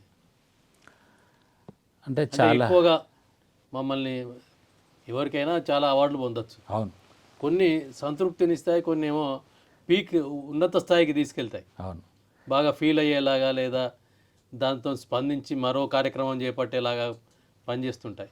అట్లాంటివి ఏంటి? నేను చాలాసార్లు చాలా చేసిన వాళ్ళు చాలా అవార్డ్స్ రావడం జరిగింది. అవార్డ్స్ అనేది స్టాగ్నేట్ అయిపోయినాం, అంటే తీసుకునే స్టేజ్కి వచ్చింది ఫస్ట్ తీసుకున్న తర్వాత. కానీ ఇటీవల నేను ఇంటర్నేషనల్లో కానీ ఈ గవర్నర్గా అయిన తర్వాత అంటే అంత ప్రపంచవ్యాప్తంగా ఉన్నటువంటి 250 డిస్ట్రిక్ట్ గవర్నర్లో కూడా మనకు స్పెషల్ అకామిడేషన్ చేసి ఆ స్టేజ్ మీద 2 సార్లు ఎక్కి అంతమంది ప్రపంచవ్యాప్తంగా ఉన్నటువంటి 200 దేశాల రిప్రజెంటేటివ్స్ మధ్యలో ఆ అవార్డు తీసుకోవడం రియల్లీ ఫెల్ట్ వెరీ హ్యాపీ. చాలా సంతోషంగా రావడం జరిగింది. అది ఒక్కసారి కాదు, 2 సార్లు వెళ్ళే అవకాశం లభించడం చాలా ఆనందాన్ని ఇచ్చింది, ఒక స్ఫూర్తిని ఇవ్వడం జరిగింది. అరుదు కూడా చాలా అరుదైంది స్పేర్. ఇంతవరకు ఏ గవర్నరు 2 సార్లు ఎక్కలే. వన్ టైం ఎక్కడమే చాలా కష్టమైన పని, చాలా అరుదు. అటువంటి 2 టైమ్స్ నేను స్టేజ్ మీద ఎక్కేసి ఇంటర్నేషనల్ ప్రెసిడెంట్తో తీసుకోవడం, it felt very happy. And apart from this, ఇది కాకుండా ఇటీవల ఇస్సామి అని ఇంతకుముందే India, south Asia, middle east countries అన్ని కూడా దాదాపు 25 కంట్రీస్ నుంచి గుజరాత్లో జరిగింది మొన్న December 19th నుంచి వెళ్ళాను. సో అక్కడ కూడా ఒక 4 టైమ్స్ నాకు రికగ్నేషన్ రావడం జరిగింది. అంటే ఈ ఇయర్ నేను చేసిన ఈ 6 నెలల కాలానికి నేను స్ఫూర్తిని చేసినటువంటి కార్యక్రమాలే కానీ, క్లబ్స్ ఎక్స్టెన్షనే కానీ, సర్వీసే కానీ, LCF కంట్రిబ్యూషన్సే కానీ ఒక 4 రికగ్నేషన్స్ రావడం జరిగింది 4 టైమ్స్. ఇట్స్ ఆల్సో అంటే ఒక నాయకుని ఇంతమందిని రిప్రజెంట్ చేయడంతో, ఇంతమందితో ప్రతినిధిగా నేను అక్కడ తీసుకోవడం నాకు చాలా హ్యాపీగా అనిపించింది. అండ్ నిజంగా చెప్పాలంటే సిద్దిపేటలో ఒక మారుమూల మనం ఉండి ఒక చిన్న కుటుంబం ఉన్న నాకు ఆ లెవెల్లో వెళ్ళి ఆ వేదిక మీద తీసుకోవడం ఒక ఇన్స్పిరేషన్. గవర్నర్గా అయిన ప్రతి వ్యక్తి తనకంటూ ఉన్న ఆలోచన విధానంతో ఒక ప్రత్యేక కార్యక్రమాన్ని రూపొందిస్తుంటారు ఆ సంవత్సరం కోసం. మీరేం రూపొందించారు? నేను ఈసారి మేజర్గా ఈసారి నా ఇయర్కి వచ్చే వరకు స్కూల్ సపోర్టే ఎక్కువ తీసుకోవడం, ఎడ్యుకేషన్ సపోర్ట్, స్కూల్ సపోర్ట్ అనేది ప్రధానాంశంగా తీసుకోవడం జరిగిందని నాకు. అందుకోసమే ఏది చేసినా ఏదో ఒక స్లోగన్ డిస్ట్రిక్ట్ గవర్నర్ కూడా ఇస్తుంటారు. అలా కాకుండా ప్రతి వ్యక్తి మనసును తన చేసే కార్యక్రమాలు మనం కాకుండా అక్కడ ఆ ప్రాంతంలో ఉన్న వ్యక్తులకు ఎటువంటి సేవా కార్యక్రమ అవసరాలు గుర్తించి మనసుతో చేస్తే బాగుంటుందనే ఉద్దేశంతో ఈసారి నేను దిల్సే అనే స్లోగన్ ఇవ్వడం జరిగింది. దిల్సే అని చెప్పేసి ప్రతి వారు కూడా దిల్సే పని చేయాలనే ఉద్దేశంతో స్కూల్ సపోర్ట్కి సంబంధించి చేసేసి చాలా యాక్టివిటీస్ నిర్వహించడం జరుగుతుంది. డిక్షనరీస్ చేయడం జరిగింది, schools notebooks, uniforms, buildings construct చేసి ఇవ్వడం జరుగుతుంది. అలాగే మనం ఒక పీస్ పోస్టర్ అని మన లయన్స్ ఇంటర్నేషనల్ ప్రతిపాదిస్తుంది. అంటే పిల్లల లోపల కూడా ఓ శాంతి భావనను పెంపొందించడానికి పీస్ పోస్టర్ కాంటెస్ట్ అని పెట్టడం జరుగుతుంది. మనం 139 స్కూళ్ళల్లో చేయడం జరిగింది. ఆ పోస్టర్ని ఏం చేస్తారంటే మన దగ్గర సెలెక్ట్ చేసి ఇంటర్నేషనల్ లెవెల్ దగ్గరకు పోతారు. ఇంటర్నేషనల్ లెవెల్లో ఎవరైతే ఆ పీస్ పోస్టర్ సెలెక్ట్ అవుతుందో వారికి ఒక $5,000 ప్రైజ్ ఇస్తారు. వాళ్ళని యునైటెడ్ నేషన్స్ ఐక్యరాజ్య సమితిలోకి పిలిచి ఆనర్ చేస్తారు. ప్లస్ మా ఇంటర్నేషనల్ కన్వెన్షన్ ఏదైతే మొన్న ఒర్లాండోదని వారిని, వాళ్ళ తల్లిదండ్రులను, టీచర్ను, ఆ క్లబ్ వాళ్ళని పిలిచేసి ఆ స్టేజ్ మీద హానర్ చేయడం, అంత గొప్ప హానర్ లభిస్తుంటుంది. సో దాన్ని స్ఫూర్తినిచ్చి అలా కాకుండా మనం కూడా ఇవ్వాలని చెప్పేసి 139 నుంచి ఎవరైతే బాగుంటారో వాళ్ళని మన డిస్ట్రిక్ట్ కన్వెన్షన్ April 5th రోజు హైదరాబాద్లో జరుగుతుంది. సో అందులో వీళ్ళకి ఒక 10,000 క్యాష్ ప్రైజ్ పెట్టేసి, అంటే ఆ ఆలోచన బీజాన్ని మనం వెళ్ళగడితే ప్రైజ్ ఇంపార్టెంట్ కాదు, ఆ లోపల ఆలోచన విధానం అంతా ఆ లెవెల్లో థింక్ చేస్తారనే ఉద్దేశంతో అట్లా ప్రతిపాదించడం జరిగింది. చాలా స్కూల్స్లలో కూడా ఈ primary schools, pre primary education start అవుతున్నాయి. దాదాపు ఒక 4-5 స్కూళ్ళల్లో కూడా కిన్నర్ గార్డెన్ స్కూల్స్లలో వాళ్ళన్నీ పెయింటింగ్స్తో అటువంటి ప్రైమరీకి సంబంధించినటువంటి నాలెడ్జ్కి సంబంధించినటువంటి అన్నీ కూడా ఆ వాల్ పెయింటింగ్స్ అన్నీ చేపించడం జరుగుతుంది. 3-4 స్కూళ్ళల్లో కూడా చేయడం. అదే స్ఫూర్తిని మిగతా స్కూల్లో కూడా వీలైనంత వరకు కొనసాగించాలనే చూస్తున్నాను. కొత్త లయన్స్ క్లబ్ ఏర్పడుతున్న సందర్భంలో పాత లయన్స్ క్లబ్ కార్యక్రమాలు సన్నగిల్లుతున్నాయి. దానికి కార్యక్రమాలే కారణం ఏంటి? అంటే మెయిన్గా ఏ వ్యక్తులైనా కూడా ఒక వ్యక్తి అయితే దానికి మూల స్తంభంగా ఉండాల్సిన ఒక పని చేయాలి. ఒక వ్యక్తి అయితే పని చేసి, ఇక్కడ రమేష్ అనే కానీ, ఇంకో స్ఫూర్తిలు వస్తే మామిడాల శ్రీనివాస్ గారు కానీ, సిద్దిపేటకి వచ్చే వరకు ఇట్లా స్ఫూర్తి తీసుకోవడం. ఇప్పుడు అలాగే ఒక ప్రెసిడెంట్ది మీద కూడా ఆధారపడి, అంటే ఏదైనా నాయకుని మీద ఆధారపడి, డిస్టిక్ అయినా కూడా గవర్నర్ మీద, క్లబ్ అయినా కూడా ప్రెసిడెంట్ మీద. ఆ ప్రెసిడెంట్ లోపల ప్యాషన్ ఉన్నది అంటే ఆ క్లబ్ మీద ఖచ్చితంగా ఎదుగుతడం జరుగుతుంది. ఇప్పుడు సిద్దిపేట క్లబ్ కూడా నేను చేపట్టడానికి ముందు ఆల్మోస్ట్ క్లోజ్ అయ్యే స్థితి, 16-17 మందికి వచ్చండి. నేను చేపట్టిన తర్వాత దాదాపు 64 మెంబర్స్కి పోయింది. ఆనాటి నుంచి ఇప్పటి వరకు కూడా ఇట్స్ డూయింగ్ గుడ్. అలా ఎవరైనా వ్యక్తి పట్టుకోగలిగితే చేరుతుంటుంది. మిగతా వాటికి కూడా వీటిని స్ఫూర్తి పోకుండా ఈ సంవత్సరం నేను రీఓరియంటేషన్ ప్రోగ్రామ్స్ అని కూడా జరుగుతాను. కొత్త క్లబ్స్ని తీసుకున్న తర్వాత అసలు లయనిజం అంటే ఏంటిది. చాలామంది లయన్స్ క్లబ్స్ అనగానే ఒక సేవ చేసే సంస్థగానే వాళ్ళు చూస్తుంటారు. కానీ చాలామంది లయన్స్ సభ్యులకే తెలియదు వాళ్ళు సేవ చేయడం ఒక పార్ట్ అయితే వాళ్ళ వ్యక్తిత్వాన్ని డెవలప్ చేసుకునే అవకాశం కూడా వారికి లభిస్తుంది. ఇప్పుడు సపోజ్ నేనే 2000 రాకముందు ఒక మైక్ పట్టాలన్నా ఒక స్టేజ్ పెట్టాలంటే నేను భయపడేవాడిని. కానీ లయన్స్ క్లబ్స్ వచ్చిన తర్వాత మాట్లాడే పరిస్థితే కాకుండా ఒక మోటివేషనల్ స్పీకర్లా కానీ ఇప్పుడు ఇంపాక్ట్లో ఇవ్వడం జరిగింది. ఈటీవీలో పోయి ఒకసారి కూడా ప్రజెంటేషన్ మనసు దాంట్లో కూడా ప్రజెంటేషన్స్ ఇవ్వడం జరిగింది. డిఓ రవికాంత్ సార్ ఉన్నప్పుడు 10th క్లాస్ పిల్లలకు మోటివేషనల్ టాక్స్ ఎగ్జామ్ మీద ఫియర్ వర్డ్ అని చెప్పేసి దాదాపు జిల్లా అంతా నన్ను నా సేవలు వినియోగించి ఆర్గనైజ్ చేయడం జరిగింది. సో అటువంటి ప్రోగ్రామ్స్ కూడా మనం ఇన్వాల్వ్ చేయాలనే ఉద్దేశం. అటువంటి ఏవో ఒక ప్రోగ్రామ్స్ అంటే సేవా కార్యక్రమంలో ఖచ్చితంగా ఉండి మీటింగ్స్ రెగ్యులర్ అయిందనుకోని ఆ క్లబ్ పోదు. మీటింగ్స్ పెట్టడం రెగ్యులర్ కాకుండా ఎవరికి కష్టమవుతుంది. మీటింగ్స్ కూడా ఒకటిసారి ఇప్పుడు ఫైనాన్షియల్ బర్డెన్ స్టార్ట్ అవుతుంది. ఇంతకుముందు ఎవరు ఇంట్లోనే పెట్టుకుంటుంటే ఎక్కడనో అవుతుండే. ఇప్పుడు ఒక హోటల్లో పెట్టాలన్నా ఏది పెట్టాలన్నా మీటింగ్స్ యొక్క కాస్ట్ ఆఫ్ పెరిగే వరకు కూడా ఇబ్బందికరంగా పరిస్థితులు కూడా కొన్ని కారణాలు అవుతున్నాయి. ఇంకోటి యూత్ కూడా రాకపోవడం అనేది కొంత కారణం అని అనిపిస్తుంది. అవును, మిగిలిన క్లబ్లలో ఏ క్లబ్ అయినా, అవును, లయన్స్ క్లబ్ అని కాదు, వాసవి క్లబ్ అని కాదు, అలయన్స్ అని కాదు, ఇంకేదైనా కానీ యూత్ వచ్చిన చోట వేగంగా కార్యక్రమాలు జరుగుతుంటాయి. అవును, యూత్ రాని చోటనే కొంత సన్నగిల్లుతుంటుంది. అవును. దాన్ని అధిగమించడానికి ఏం చేయాలనుకుంటున్నా? కరెక్ట్ చెప్పాను. యూత్ మీద మనం ఫోకస్ చేయాల్సింది. ఎందుకంటే జనరేషన్ కొత్తగా వాళ్ళేస్తే వాళ్ళ ఆలోచన వేరే ఉంటుంది. యూత్లో కంపారిజన్ చేసే తత్వం కూడా స్పీడప్ ఉంటుంది. ప్లస్ ఒక డైనమిజం ఉంటుంది. ప్లస్ లీడర్షిప్ కూడా ఫోల్డ్ అవుతుంది. లేకపోతే నేనే మళ్ళీ క్లబ్ చేసిన వాడే చేసి ప్రెసిడెంట్ చేయాలితే ఆ స్పిరిట్ ఉండదు. కొత్త నాయకత్వానికి అవకాశం లభిస్తూ ఉంటుంది. సో మన లయన్స్ క్లబ్స్లో లియో ప్రోగ్రామ్ అని ఒకటి ఉంటుంది. లయన్స్ క్లబ్స్కి అంటే 30 ఏళ్ళ లోపల ఉన్న వాళ్ళను పిల్లలు 14-13 ఏళ్ళ నుంచి వెళ్ళి లియో క్లబ్ను కూడా ప్రమోట్ చేయడం జరుగుతుంది. ఇప్పుడు ఒకటి లియో మెడిక్స్ అనే అన్ని మెడికల్ కాలేజెస్లో ఉన్నటువంటి మెడికోస్ని తీసుకొని ఒక మెడిక్స్ అనే programme doing outstanding well. వాళ్ళని కూడా ఇన్వాల్వ్ చేయాలి. మనం చేయగలిగితే బాగుంటుంది. ఇప్పుడు నేను ఇయర్లో చేసిన అన్ని కార్యక్రమాల్లో కూడా లియోస్ని ఇన్వాల్వ్ చేయడం జరుగుతుంది. వాళ్ళని చేసి ఇడిచిపెట్టినామని కాకుండా మనతో పాటు కూడా వాళ్ళని తీసుకోగలిగితే వాళ్ళ ఆస్వాదించగలిగితే బాగుంటుంది. ప్లస్ మోర్ ఎవర్ పిల్లలు కూడా ఈ ఉన్నటువంటి కార్పొరేట్ కల్చర్లో కానీ కార్పొరేట్ జాబ్స్లో కానీ వాడు బాగా బిజీ అయిపోయి టైం ఇవ్వలేని పరిస్థితి కూడా ఏర్పడుతుంది. మనమే ఇంతకుముందు కూర్చోవాలంటే సిద్దిపేటలో ఏడున్నా ఒక హోటల్లో ఏదో ఒక హడ్డానో ఉంటుండే. ఇప్పుడు అటువంటి పరిస్థితులన్నీ దాటిపోయినాయి. అటువంటి పరిస్థితులు ఉన్నప్పుడు కలిసినప్పుడు ఎక్కువ అటాచ్మెంట్ ఏర్పడుతుంది అనేది నా ఉద్దేశం. సో లియోస్ను కూడా ఫోకస్ చేస్తున్నాం. కాలేజెస్లో మాట్లాడి లియో క్లబ్స్ను స్టార్ట్ చేయడం, లియో లయన్స్ క్లబ్ స్టార్ట్ చేయడం, వాళ్ళతో కూడా యాక్టివిటీస్ చేసే ప్రయత్నం చేయడం వల్ల కొంచెం మార్పు తీసుకొచ్చే ప్రయత్నం చేస్తున్నాం. అది మోటివేషనల్ స్పీకర్గా మీరు చాలా ఉపన్యాసాలు ఇచ్చుంటారు. ఎక్కడ ఇచ్చిన ఉపన్యాసం మిమ్మల్ని ఆకట్టుకుంది? ఎక్కడిచ్చిన ఉపన్యాసం మిమ్మల్ని కొంచెం బాధ కలిగించింది? 2 రకాలు ఉంటాయి. రెండింటి మధ్య సోసోగా కొనసాగుతుంటాయి, అది వేరే విషయం. అవును, నాకు నిజంగా చెప్పాలంటే స్కూల్స్కు ఈ ఇయర్ నా ఇయర్లో పిల్లల లోపల చాలా మెంటల్ స్ట్రెస్కు సంబంధించినటువంటి ప్రాబ్లం బాగా అవుతుంది. ఇంటర్నేషనల్ గుర్తించింది, మనం తీసుకోవడం జరుగుతుంది. మెంటల్ అంటే 90% ఒక సైంటిఫిక్ రీసెర్చ్ పరంగా కూడా తీసుకున్నది ఏంటంటే 90% డిసీజెస్ కారణం మెంటల్ స్ట్రెస్, మైండ్ యొక్క స్ట్రెస్ వల్లనే జరుగుతున్నది. సో ఆ మెంటల్ స్ట్రెస్కు తగ్గించే విధంగా అంటే ఇంతకుముందే చెప్పిన మెయిన్ ప్రాబ్లం నుంచి స్మాల్ ఫ్యామిలీస్ కావడం కానీ వర్క్ లోడ్ వల్ల కానీ మెంటల్ స్ట్రెస్ పెరుగుతున్నాయి.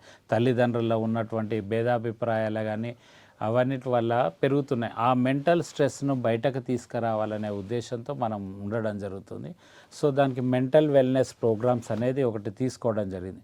దాదాపు ఒక 50-60 మెంబర్స్ ట్రైనర్స్ని తయారు చేసినాం. ఒక ట్రైనింగ్ ప్రోగ్రామ్ పెట్టి ఒక 2 days ట్రైనింగ్ ప్రోగ్రామ్ పెట్టి ఇదే నాగరాజ్ గారి ఇన్స్పిరేషన్తో ఒక మెంటల్ వెల్నెస్ ప్రోగ్రామ్ స్టార్ట్ చేసి ట్రైనింగ్ ప్రోగ్రామ్ స్కూల్స్లో దాదాపు ఇప్పటివరకు 1,00,000 మంది చిల్డ్రన్కి చేయడం జరిగింది.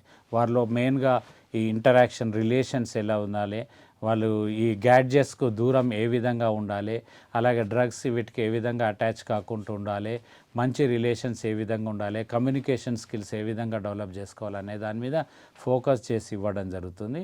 వీటిని బాగా నిర్వహించుకోవడం జరుగుతుంది. ఇటీవల బోధనలో దాదాపు ప్రైవేట్ స్కూల్స్ నుంచి వెళ్ళి చాలామంది పిల్లలు రావడం జరిగింది. దాదాపు 800 మంది విద్యార్థులు రావడం జరిగింది. మిగతా వాళ్ళకి ఇచ్చిన అది నన్నే ప్రజెంట్ చేయమని చెప్పేసి ఆ రోజు 800 మెంబర్స్కి నేను ఇవ్వడం జరిగింది. చేసేసి అడ్రస్ చేసినప్పుడు it give me lot of inspiration. అంటే 10th క్లాస్ వాళ్ళందరూ కూడా ఉండే చాలా హ్యాపీ అనిపించింది. అయిపోయిన తర్వాత ఒక 2-3 పిల్లలు రావడం జరిగింది, షేర్ చేసుకోవడం జరిగింది. సార్ నేను చెప్తున్నా కానీ చదవాలని తాళంది, చదువుతుంటే మర్చిపోవాలనిపిస్తుంది అని ఒకరు. సార్ మా ఇంట్లో పరిస్థితులు ఇవి లేవు, మా ఇంట్లో ఎవరికి లేరు అనే విధంగా మర్చిపోవడం అనేది ఉండే. ఆ పిల్లలను వాళ్ళు వచ్చి అడిగి ఆ పర్సనల్ డీల్ చేయడం, నిజంగా కూడా వాళ్ళ పరిస్థితులు చెప్తే నాకు బాధ అనిపించింది. పాపం అంతా దాదాపు ప్రైవేట్ స్కూల్లోలే, అందరూ ఫైనాన్షియల్ మంచిగానే ఉన్నారు, కానీ వాని ఇంటి పరిస్థితులు వాని మెంటల్ స్ట్రెస్ మీద చాలా ప్రభావం చూపెడుతుంది. అవి ఫ్యామిలీ రిలేషన్సే కావచ్చు, టైం బౌండే కావచ్చు, అక్కడున్న ఎన్విరాన్మెంటే కావచ్చు, లేకపోతే వానికి ఫోబియా కావచ్చు, టీచర్స్ పెట్టే ప్రెషర్ కావచ్చు, ఇటువంటి డిఫరెంట్ అంటే ఎక్కువ సబ్జెక్ట్స్ మీద ఫస్ట్ ఉండాలనే తల్లిదండ్రుల కోరిక కావచ్చు, ఇటువంటి అన్నీ కూడా స్ట్రెస్ చేసి వాళ్ళు ఇండివిజువల్గా అటాచ్ చేయడం చాలా బాధ అనిపించింది. అండ్ మంచి తృప్తినిచ్చిందంటే రవికాంత్ సార్ డిఓ సార్ ఇచ్చినప్పుడు దాదాపు డిఫరెంట్ స్కూల్స్లలో మండల్ లెవెల్ ఆర్గనైజ్ చేయించండి ఎంఈఓస్కి చెప్పేసి. హుస్నాబాద్ ఒకటి అక్కన్నపేట హుస్నాబాద్ గారు చేశారు, ఎంఈఓ అర్జున్ గారు ఉండే చేసి, అది చాలా హ్యాపీ అనిపించింది పర్సనల్గా. వాళ్ళు అక్కడ ఉన్నటువంటి పిల్లలు కొత్త వాళ్ళని అడ్రస్ చేయడం, ఇట్స్ వెల్ట్ వెరీ హ్యాపీ. అంటే ఫిజికల్ యాక్టివిటీ, క్రీడలు తగ్గడం వల్ల కూడా మెంటల్ స్ట్రెస్ పెరుగుతుంది అనేది కొంత చాలామంది జనాల్లో ఉంది అభిప్రాయం. అది తగ్గడం ఎట్లా, అది ఆ సమస్య తీరడం ఎట్లా? ఫిజికల్ గేమ్స్కు తగ్గించేసినా మనం ఆన్లైన్ గేమ్స్ మీదనే కాన్సన్ట్రేట్ చేయడం జరుగుతుంది. చదువు మీదనే స్ట్రెస్ చేయడం. వానికి కాంటెంట్ డెవలప్ చేయట్లేదు. ఇంతకుముందు నేను యూఎస్ వెళ్ళిన తర్వాత ఇంటరాక్ట్ అయినా నేను అక్కడ ఇంటరాక్ట్ అయితే అక్కడ పిల్లల మీద ఏం చేస్తుండ్రంటే వాళ్ళకు ప్రాజెక్ట్ వర్క్స్ ఇస్తుండ్రు, ప్రాజెక్ట్ వాళ్ళు పిల్లలు చేస్తుండ్రు, ప్లస్ వానికి work with experience, hands on experience ఇస్తున్నారు. ప్లస్ అన్నిటికంటే బాగా నచ్చిన విధం ఏంటంటే పిల్లవాడిని ప్రజెంటేషన్ చేయమంటారు. పిల్లవాళ్ళు మాట్లాడే తత్వాన్ని, వానికి స్పీకింగ్ స్కిల్ ఇవ్వడం జరుగుతుంది. వాడిని బాగా మాట్లాడే విధంగా చేయమంటుండ్రు, వాడు మాట్లాడుతుండ్రు వాని ప్రాజెక్ట్. మన దగ్గరికి వచ్చే వరకు అని ప్రాజెక్ట్ వర్క్ ఇస్తున్నాం, మళ్ళీ ప్రాజెక్ట్ వర్క్ కూడా తల్లిదండ్రులే చేసిస్తున్నాం, ప్రేమ మీద తల్లిదండ్రులే చేసిస్తున్నాం. మాట్లాడే తత్వం ఎక్కువ ఇవ్వట్లేదు. వాడిని ఒక ఆన్సర్ చెప్తున్నాం, దాన్ని నేర్చుకురమ్మంటున్నాం, కొందరినే కాన్సన్ట్రేట్ చేస్తున్నాం. అది కార్పొరేట్ కల్చర్ నుంచి వచ్చింది కాబట్టి స్ప్రెడ్ అయిపోయింది. అంటే ఒక క్రీమ్ లేయర్ని అంతా కూడా ఒక జాగాలో పెట్టడం, మిగతా వాళ్ళని తక్కువ పెట్టి కాన్సన్ట్రేట్ చేయరు. వాళ్ళని ఆ విధంగా వెయిట్ చేయడం వల్ల వీడు ఇంకా డిల్ అవుతున్నాడు, అట్లీస్ట్ వీడిని కోపప్ కాకుండా పోతున్నాడు. వీళ్ళ లోపల ఆ స్కిల్స్ అంటే వాని ప్రాక్టికల్ స్కిల్స్ మనం నేర్పించగలిగితే బాగా ఉంటుంది. ఇప్పుడు మన దగ్గర డొనేషన్స్ వస్తే ఇంకొక బాగా నేను అబ్జర్వ్ చేసింది ఏంటంటే మన దగ్గర డొనేషన్స్ ఉన్నాయి, గుడికి ఇస్తాం, లేకపోతే ఏదైనా మన పేరు పెట్టిన వాటికి ఇస్తాం. కానీ అమెరికాలో నాకు నచ్చిన విషయం ఏంటంటే ఎవరైనా పేరెంట్స్ వాని ఆస్తిని దానం చేయాలనుకోండి ఒక యూనివర్సిటీకి ఇస్తుండు, ఒక రీసెర్చ్కి ఇస్తాం, ఒక రీసెర్చ్ చేయడానికి. దానివల్ల కొత్త ప్రాజెక్ట్స్ వస్తున్నాయి. మీరు ఒకసారి అబ్జర్వ్ చేస్తే మనం సీఈఓలు ఉన్నాం చాలామంది ఉన్నత స్థితికి, కానీ ఎగ్జిస్టింగ్ సంస్థలకే మనం గొప్ప వాళ్ళు అవుతున్నాం. కానీ కొత్త ప్రోడక్ట్స్ అవి మన దగ్గర ఉంటున్నాయి. ఫేస్బుకే కానీ మైక్రోసాఫ్ట్ అన్నీ అక్కడ ఉత్పత్తి అయినాయి, అమెరికా నుంచే వచ్చిన ప్రోడక్ట్స్ అవి. వాటికి మనం సీఈఓలు అవుతున్నాం ఎందుకంటే మన స్కిల్ ఉంది. కానీ కొత్త వాటిని మనం ఇన్నోవేషన్స్ మనం తీసుకురావట్లేదు. అది ఆ రీసెర్చ్ మనీ అటు దిక్కు నుంచి అలా ఆలోచించగలిగితే ఇంకా బాగుంటుంది అనేది నా ఉద్దేశం. మీరు ఉపాధ్యాయునిగా ఉన్న అనుభవాల్లో ప్రస్తుతం సమాజానికి అందించాల్సిన పద్ధతులు ఏంటి? పిల్లల లోపల ప్రాక్టికల్ భావన అయితే పెంచాలి చాలా. అంటే వారికి నిజ జీవితానికిను ప్రాక్టికల్కి సంబంధించినటువంటి తత్వాన్ని పెంచే ప్రయత్నం చేయాలి. ఇంతకుముందు ఉన్నటువంటి అంటే సబ్జెక్ట్ క్రమంగా మార్చుకుంటూ పోతున్నాం, కానీ పిల్లలకి ఏ విధంగా ఉన్నదనేది ఆలోచించాలి. ఇంతకుముందు నీతి పద్యాలు వాటిని అన్నింటినీ పెట్టేసి వాని వల్ల వేసేసి వాని యొక్క డిఫరెన్షియేట్ మనం చేయడం జరుగుతుంది. ఇప్పుడు ఎంతసేపు content on focusing on marks, నిజంగా చెప్పాలంటే ఆ 10th క్లాస్ మార్క్స్తోని కానీ ఇంటర్ మార్క్స్తోని కానీ ఎక్కడ ఏమీ వచ్చేది లేదు. Why we run behind the marks అనేది తెలియదు. కొందరు ఈవెన్ నాకు తెలిసిన మా మిత్రులు కూడా ఉన్నారు, 10th ఫెయిల్ అయినాడు, ఇంటర్ ఫెయిల్ అయినాడు కూడా ఉన్నత స్థితికి ఎదిగిన వాళ్ళు ఉన్నారు చాలామంది. ఇట్స్ నాట్ థింగ్ అంటే వాని లోపల ఆ రియలైజేషన్ వచ్చే విధంగా చూస్తే బాగుంటుంది అనేది నా ఉద్దేశం. అంటే వాడు రియల్లీ ఈ has to feel this education is important, ఈ కాంటెంట్ ఇంపార్టెంట్, నేను చదువుకుంటే బాగుంటుంది, నేర్చుకుంటాను వాని లోపల కల్పించగలిగితే, భావన కల్పిస్తే బాగుంటుంది. కానీ ఎంతసేపు ఇన్ని మార్క్స్ ఇంత పర్సంటైల్ వస్తే బాగుంటుంది అనేది కష్టమైన పని అనేది సపోజ్ అంటే ఉన్నవాడమో ఎదుగుతూ పోతున్నాడు, వాళ్ళు పెట్టుకుంటూ పోతున్నాం, ఎన్నో కార్పొరేట్ చేస్తున్నాం, లేని వాళ్ళు చాలా స్పష్టంగా ఉంటుంది. ఇటీవల నాకు ములుగులో జరిగినటువంటి ఒక సంఘటన ఏంటంటే, మన నర్సంపల్లిలో ఒక వ్యక్తి ఉంటాడు, తనకు 4 కూతుర్లు 2 అబ్బాయిలు. ఆ అమ్మాయిని ఎంఎస్సి మ్యాథ్స్ చేసిన తర్వాత జాబ్ ఓరియంటెడ్గా ఒక BEd private college Gajwel college of ఎడ్యుకేషన్లో జాయిన్ చేయించిండు ఆమెను. రెండో అమ్మాయిని నర్సింగ్ కాలేజ్లో ఇంత ఫీజు పెట్టేసి సికింద్రాబాద్లో సూరారంలోని సీతారామ నర్సింగ్ స్కూల్లో జాయిన్ చేయించి, సీతారామయ్య నర్సింగ్ స్కూల్లో అనుకోకుండా పాపం ఆ జాయిన్ చేయించి ఎక్కడనో అప్పు తెచ్చి కట్టి చేసిన తర్వాత అనుకోకుండా 1 మంత్లోనే తను చనిపోవడం జరిగింది, ఒక యాక్సిడెంట్లో చనిపోవడం జరిగింది. చాలా విషాదకరం. పాపం ఒక్కటేసారి రోడ్డు మీద అందరు పడ్డారు, ఎవరు ఏం చేయాలనో తెలియదు. పేరెంట్స్ వచ్చి గదే 10 రోజులు 12 రోజులు అయ్యో పాపం అంటారు, తర్వాత వాళ్ళు చేశారు. ఆ మూడో అమ్మాయి మా దగ్గర 10th చదువుతుంది. ఆ అమ్మాయి ఒకసారి ఏడ్చుకుంటూ చెప్పేసి ఏమైంది బెట్ట అంటే ఇది అని చెప్పేసి అంటే, సరే వాళ్ళకి 2 అక్కల్ని ఇక్కడికి రమ్మని చెప్పేసి అని వాళ్ళిద్దరికి మాట్లాడి ఎంత మాట్లాడాలి ఎంత చేయాలని చెప్పేసి అంటే చాలా ప్యాషనెట్గా ఉన్నారు, చదవాలి చేయాలని చెప్పేసి.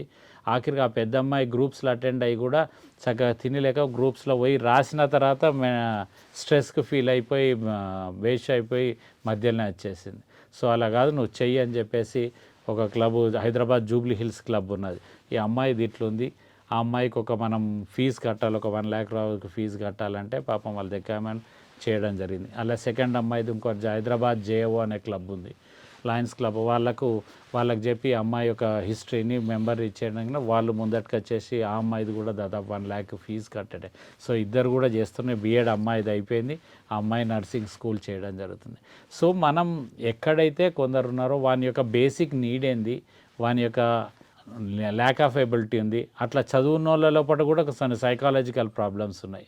ఒక వ్యక్తి ములుగులనే ఒక వ్యక్తి ఉండే, మనకు అనుకోకుండా ఒక చిన్న ఏజ్లో అడాల్సెన్స్లో తెలియదు వాళ్ళకు ఒక అమ్మాయికి ఆకర్షితుడు అవ్వడం చేయడం జరిగింది.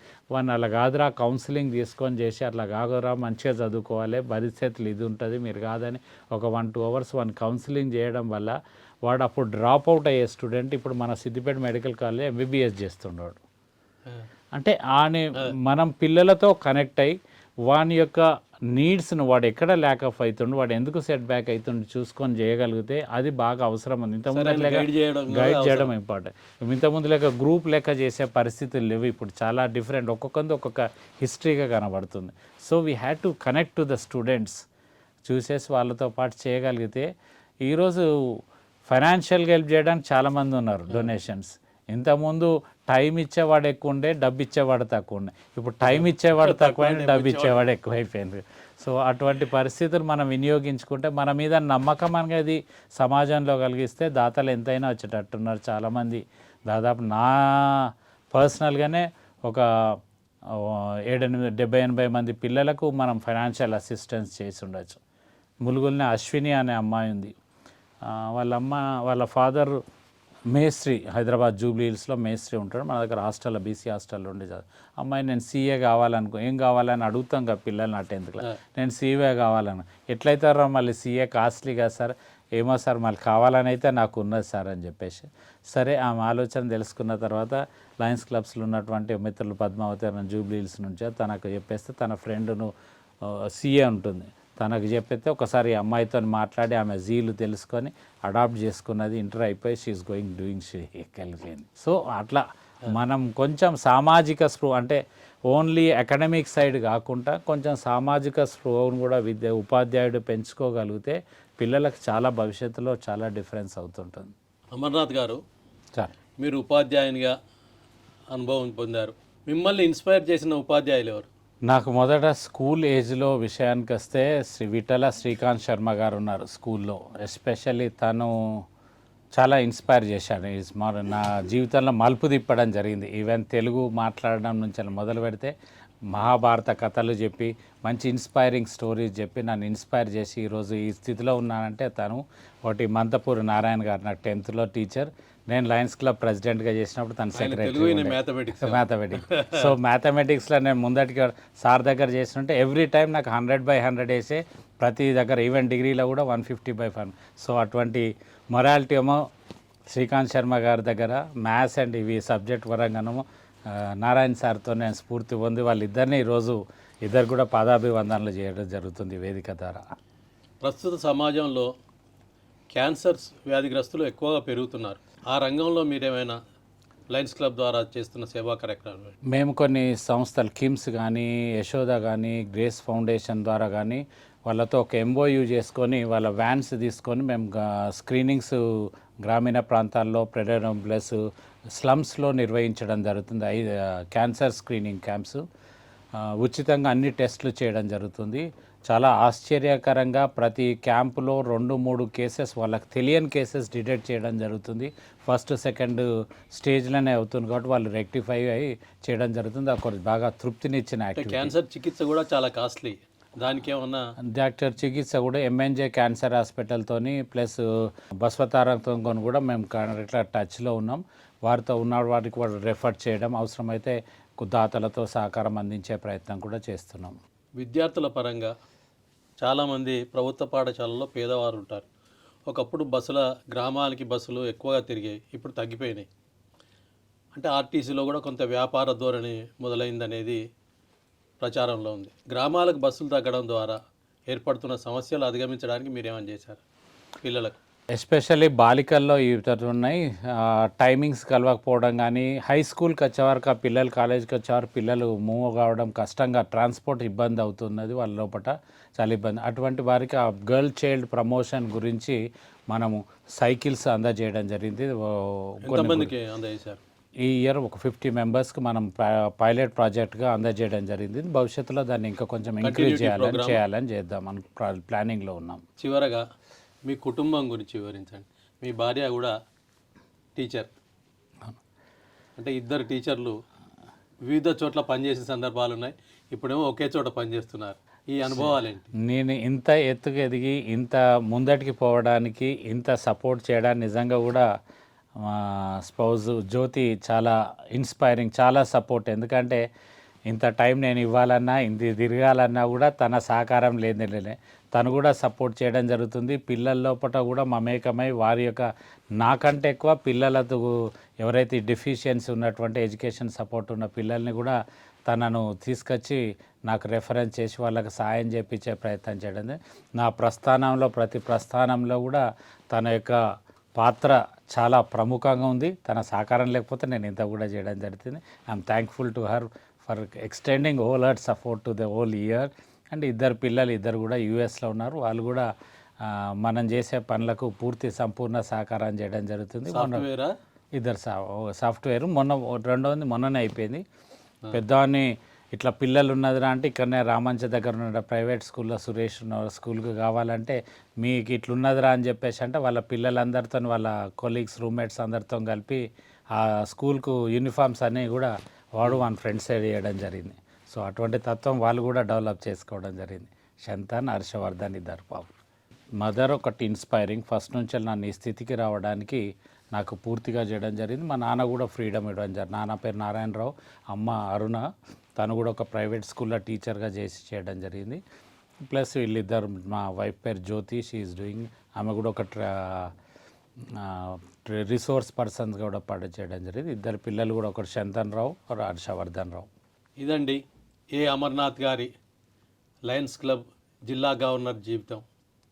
వారు చేస్తున్న సేవా కార్యక్రమాలు, స్ఫూర్తినందిస్తున్న సేవా కార్యక్రమాలు మనకు తెలియపరిచారు. అందుకు ధన్యవాదాలు. త్వరలో మరో ప్రముఖునితో మీ ముందుకు రానున్నాం. Real talk with AK.